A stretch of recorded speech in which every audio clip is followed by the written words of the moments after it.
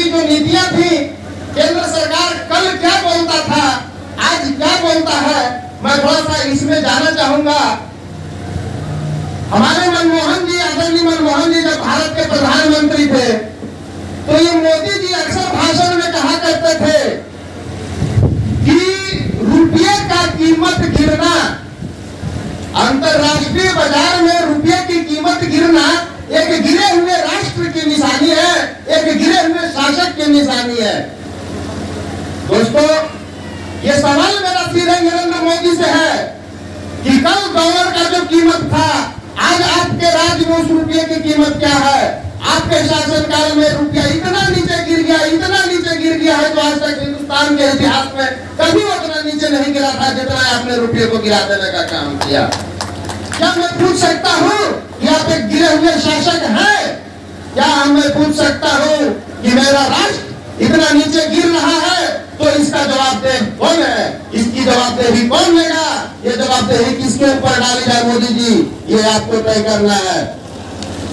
जब हमारे मनमोहन जी प्रधानमंत्री थे, तो मोदी जी अपने भाषण में अक्सर कहा करते थे कि मोदी, ये हमारे मनमोहन जी सिंह जी की सरकार में दम नहीं है। अगर आंख से आंख मिलाकर बात किया जाए तो ये चीन क्या, ये पाकिस्तान क्या, ये सब धरती छोड़ के भागेंगे, आतंकवाद का नामो निशान नहीं रहेगा, चाइना हमारे जमीन की तरफ कभी झांक नहीं सकता है। दोस्तों, आप लोगों ने एक कहावत सुनी होगी कि मोदी जी का सीना छापा इंच का, मोदी जी का सीना छापा इंच का है और जितना दूर बैठ गया है। क्यों नहीं नजर से नजर मिलाकर बात करते हो चाइना से? क्यों नहीं नजर से नजर मिलाकर बात करते हो पाकिस्तान से? क्यों आज भी पाकिस्तान की आतंकी गतिविधियां जम्मू कश्मीर श्रीनगर में हमारे जवानों को छावनी कर रही है? किस मुद्दे तुम कल ये बात बोलते थे? क्या हुआ आज आप तक गुरु दिलवा बैठ गया, आंख आपका खराब हो गया, या आप कौन सा ऐसा कर्म किए हैं जो आंख मिलाने के लायक नहीं है? ये बात आपको सरेआम जनता को बताना पड़ेगा। आप सुनते नहीं हो मोदी जी, आप सिर्फ बोलते हैं, आप अपने मन की बात करते हैं, जनता के मन की बात को आपने कभी सुनने का काम नहीं किया। आपको सुनना पड़ेगा, और अगर नहीं सुनिएगा तो 2024 में ये बिहार है और बिहार की जनता अकेले पूरे हिंदुस्तान से आपको उखाड़ देने का काम करेगी। ये दावा पूरे बिहार की जनता का है। मैं बात करना चाहूंगा शिक्षा का जो नया शिक्षा नीति केंद्र सरकार के द्वारा लागू किया गया है, ये किसी भी तरह से गरीब बच्चों लाचारों के हक में नहीं है। ये हमेशा जो भी है इस शिक्षा नीति को ये बिक गया है, ये कारपोरेट घरानों की तरफ है, बहुत बड़े बड़े हस्तियों की तरफ है, और स्वास्थ्य के तरफ तो कभी उन्होंने ध्यान ही नहीं दिया। अगर उनके शासन काल में कुछ ऐसा किया गया हो स्वास्थ्य के प्रति, जनता के प्रति, जो दिन रात सुदूर देहात में रहकर और इलाज के अभाव में अपना दम तोड़ देते हैं, माताएं बहनें प्रसव के लिए चिल्लाती रहती है, वो तो अगर हमारे बिहार सरकार के गठबंधन का व्यवस्था इतना अच्छा नहीं रहता तो मोदी जी का इस क्षेत्र में कोई व्यवस्था नहीं है। मोदी जी चुनाव के पहले भाषण में कहते थे, नौकरियां मैं अगर सत्ता में आया तो मित्रों, भाइयों बहनों, 2 करोड़ युवाओं को रोजगार हर साल दूंगा, सालाना दूंगा। खजाने में पैसे की कमी नहीं है, पैसे की कमी सरकार की नीति में है। मोदी जी किसको बेवकूफ बना रहे थे आप? कहाँ गया आपका सालाना 2 करोड़ नौकरी? कहाँ गया खजाने का पैसा? कल जब खजाने में पैसे की कमी नहीं थी तो नौकरी नहीं दिया जा रहा था। आज आपके खजाने में पैसे की कमी हो गई, और अगर पैसे की कमी हो गई खजाने में तो आपको बताना पड़ेगा कि वो पैसा कहाँ गया है, क्या किया आपने? आपने उसको अडानी अंबानी जैसे कारपोरेट घरानों को बेच दिया है पूरे देश को। इस बात का जवाब आपको देना पड़ेगा। आज तक आजादी के बाद जितनी भी सरकारें चली है, सबों ने मिला जुलाकर, मुझे तो लगता है कि ज्यादा नहीं 85 लाख करोड़। मोदी जी के सरकार से पहले, आजादी के बाद से जितनी भी सरकारें आज तक चली हैं हिंदुस्तान में, केंद्र में मात्र 85 लाख करोड़ का कर्ज था। ये समझने की बात है कि ये कर्ज वसूल हमको और आपको, किसान को, मजदूर को हमारे टैक्स के पैसे से होगा, इसलिए इस बात को आपको समझना पड़ेगा। अभी तक जो 85 लाख करोड़ कर्जा था, ये हमारे मोदी जी के शासनकाल में 9 साल में ये कर्जा 85 लाख करोड़ रुपया पहुंच गया है, मात्र 9 साल में। क्या हुआ इस रुपये का? इसका जवाब जनता जानना चाहती है और ये जवाब मोदी जी आपको देना पड़ेगा।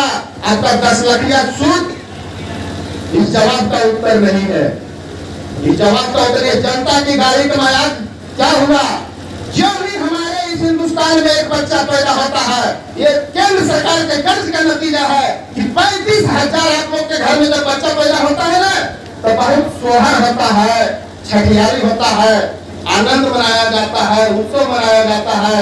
लेकिन यह जानकर आज आप लोग को आश्चर्य होगा कि आपके घर में बेटा पैदा हो या बेटी पैदा हो, जिस समय वो अभागी पैदा हुई, ये मोदी जी का 35,000 रुपया कर्जा लेके पैदा हुई है। 35,000 रुपया कर्जा उस जन्मते ही उस दूध वहां बच्चे पर चढ़ गया। इसका जिम्मेवार कौन है मोदी जी? इसका जवाब कौन देगा?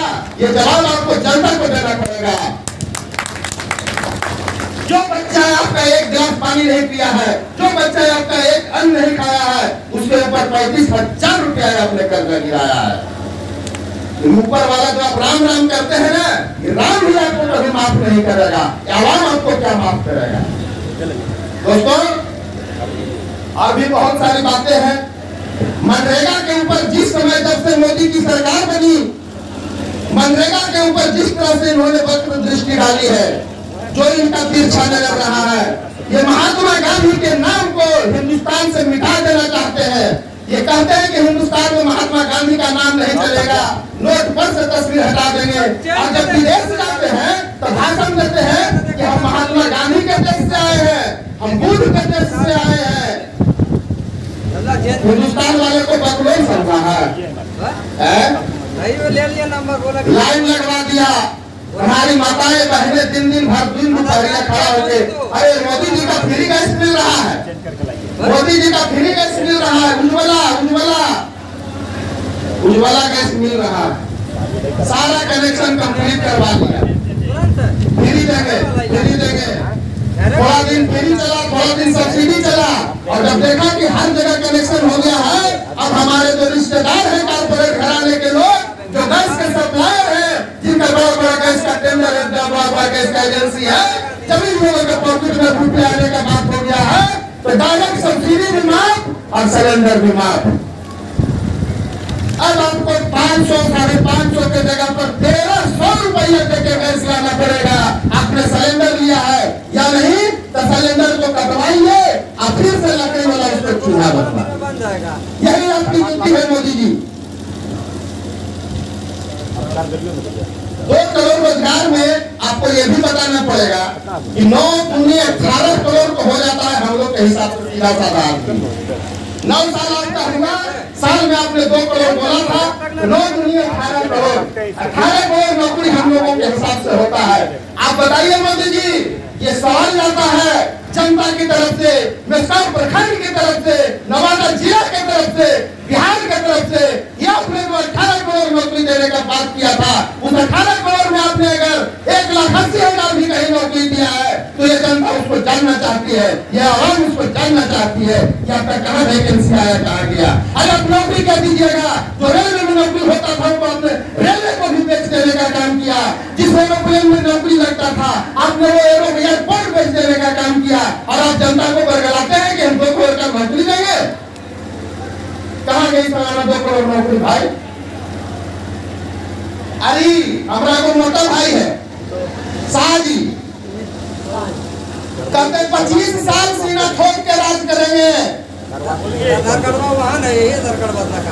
25 साल सीना ठोक के राज करेंगे अमित शाह। मोटा भाई का कहना, मोटा भाई का।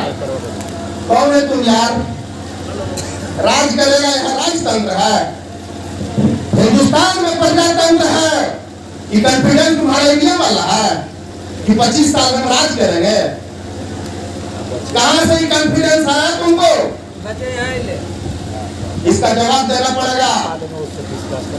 ये राजतंत्र नहीं है, राजा महाराजा यहाँ नहीं होते हैं। हमारे बाबा साहब अम्बेडकर ने उस संविधान बनाया, उस संविधान के तहत यह बात लिखी गई कि अब राजा के पेट से राजा पैदा नहीं होगा। तो फिर ये राजतंत्र की बात कहां से आती है? कहां से अमित शाह इस तरह की बात बोलता है कि मैं 25 साल तक फूटा ठोकते राज करूंगा? इसका मतलब है कि तुम्हारा सिस्टम गड़बड़ है, कहीं न कहीं तुमने सिस्टम को हाइड करके रखा है। यहाँ प्रजातंत्र है और जो भी आएगा वो प्रजा से चुन के आएगा। 25 साल तक आप फूटा ठोक के राज करिएगा जनता को चैलेंज करके। हिंदू मुस्लिम पाकिस्तान जाओ, यहाँ मैं पूछना चाहता हूँ आरएसएस के वरीय सर संचालक मोहन भागवत से, मैं पूछना चाहता हूँ लालकृष्ण आडवाणी से, मैं पूछना चाहता हूँ भाजपा के वैसे तमाम वरीय नेताओं से, बताए अगर मुस्लिम अछूत है, मुस्लिम को हिंदुस्तान में नहीं रहना चाहिए, तो तुमने मुस्लिम दमाद कैसे बनाया? मोहन भागवत का दमाद मुसलमान, लालकृष्ण आडवाणी का दमाद मुसलमान, कितने दिन राजनाथ सिंह का दमाद मुसलमान, कितने कहां से तुम खोज के लाते हो यार? तुम्हारे लिए मुसलमान दमाद है और आम जनता को तुम चाहे सिखाते हो, पढ़ाते हो कि तुम हिंदू और मुस्लिम करते रहो। जो बंदा नारायण को ये है कि जो बंदा राम का नहीं वो किसी के काम का नहीं। हम पूछना चाहते हैं कि जो बंदा राम का है वो किसके काम का है? ये भी आपको बताना पड़ेगा मोदी जी। और क्या बताएं, मतलब इतनी अनगिनत समस्याएं हैं। जब से मोदी जी आए हैं समस्या ही समस्या पैदा की है, समस्या का कहीं समाधान नहीं हुआ है। मैं चाहूंगा कि अब समय भी थोड़ा ज्यादा हो रहा है और कुछ लोग शायद आने वाले थे महाधरने में। कहीं कहीं जब जाते थे भाजपा के, जब आए थे सरकार बनी थी, तब भी तो टंकी के बगल में एकदम हंसता मुस्कुराता हुआ पोस्टर मोदी जी का लगा मिलता, हंसता मुस्कुराता हुआ पोस्टर लगा हुआ मिलता। मोदी है तो मुमकिन है, यही नारा, मोदी है तो मुमकिन है। जानते हैं क्या मुमकिन है? मुमकिन यही है, मोदी है तो मुमकिन है कि पेट्रोल 120 रुपये मिलेगा, मोदी है तो मुमकिन है कि गैस 1300 में मिलेगा, मोदी है तो मुमकिन है कि शिक्षा की नई नीति के तहत गरीबों का कोई स्थान नहीं रहेगा। और एक बात और बताना चाहूंगा, बहुत खुश होते होंगे आज जितने भी भाजपा के झंडा ढोने वाले हैं, मोदी जी के झंडा ढोने वाले हैं, उसमें 80% पिछड़ा, अति पिछड़ा अल्पसंख्यक समाज के लोग हैं, अनुसूचित जाति के लोग हैं। आपको इस बात को समझना पड़ेगा। अगर नहीं समझेंगे तो कल के डेट में आपके बाल बच्चे आपसे सवाल खड़ा करेंगे। वो सवाल क्या खड़ा करेंगे मैं आपसे बताना चाहता हूँ, जरा गौर से उसको सुनिएगा।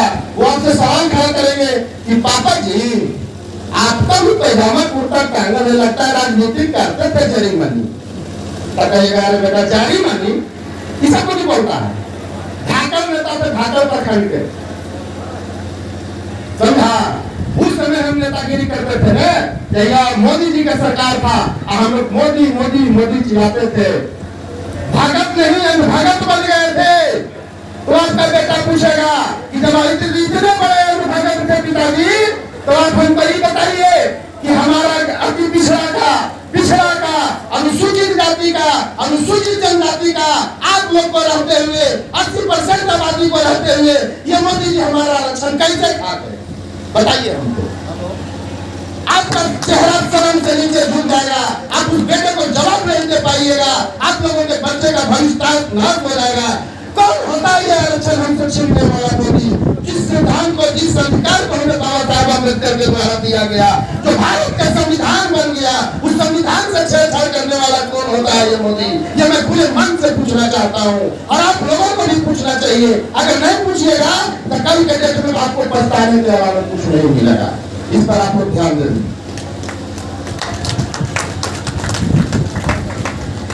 आरक्षण हम लोग को कौन भीख में नहीं मिला है, आरक्षण हमारा अधिकार है। और अधिकार के साथ छेड़छाड़ करके और उसके बाद भी लोग चुप है, समझ नहीं पा रहा। एक आवाज जब उधर से उठता है उसको दबाने के लिए दूसरा खेला उधर शुरू कर देता है। जब उसके पीछे लोग लगते हैं, आवाज उठाते हैं, तो तीसरा खेला उधर शुरू कर देता है। नोटबंदी जीएसटी के खिलाफ आवाज उठेगा तो नोटबंदी को करार दे दिया जाएगा। जब नोटबंदी के खिलाफ आवाज उठेगा तो ये आरक्षण को खत्म करने चल देगा। इसलिए चुनाव 2000 का नजदीक है, आप लोगों को एक चीज से और सतर्क रहना होगा। जब तक भाजपा चुनाव लड़ी है तो कभी कारगिल का युद्ध हुआ है, कभी पुलवामा का अटैक हुआ है, कभी दंगा हुआ है, कभी फसाद हुआ है। इसका काम ही यही है, सांप्रदायिक सौहार्द को बर्बाद करके हमारे देश के जवानों को कटवा करके इसको सिर्फ वोट लेना है, इसको सिर्फ सरकार बनानी है। इसके बाद दूसरा तीसरा इसको किसी चीज से कोई मतलब नहीं है, सिर्फ एक कुर्सी पर रहना जानता है। बहुत हो गया, आप लोगों ने इतनी संयमता से धैर्यपूर्वक मेरी बातों को